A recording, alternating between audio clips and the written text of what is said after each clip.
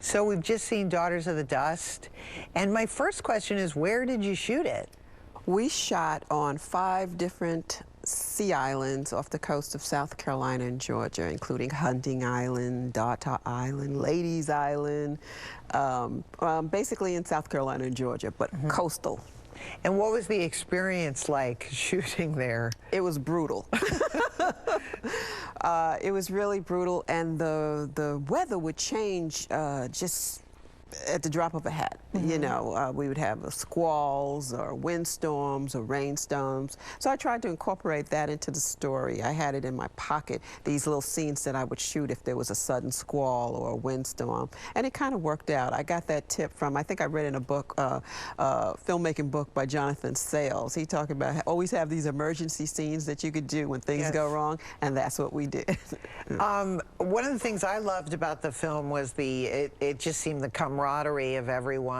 Were you all together? I mean, everyone just has amazing chemistry. I loved, you know, the sequence, long, extended picnics and things like that. It was a pleasure to shoot because I was able to work with a lot of the actors who had worked in other independent films over the years, like Haile Garima's films, Charles Burnett, Larry Clark's.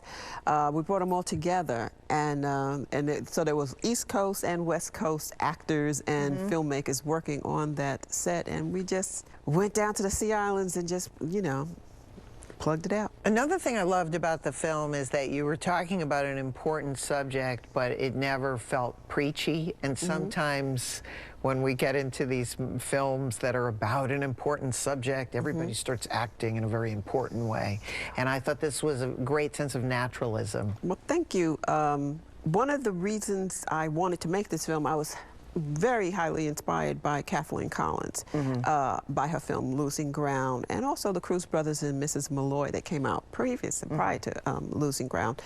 I have been for a long time interested in the cinema of ideas. And Daughters of the Dust is very much that. In many ways, it's very speculative fiction. It's like what-if scenarios. What if they had stayed? What if they didn't go? What if their hands were blue? What if? That intrigues me. Yes. You know. And I also love the scene at the end where they're on the boat, because it just was such an evocative image of immigrants on a boat, on a shore.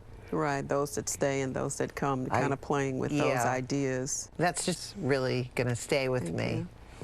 So don't go away. Up next, we've got a Brooklyn story from Leslie Harris.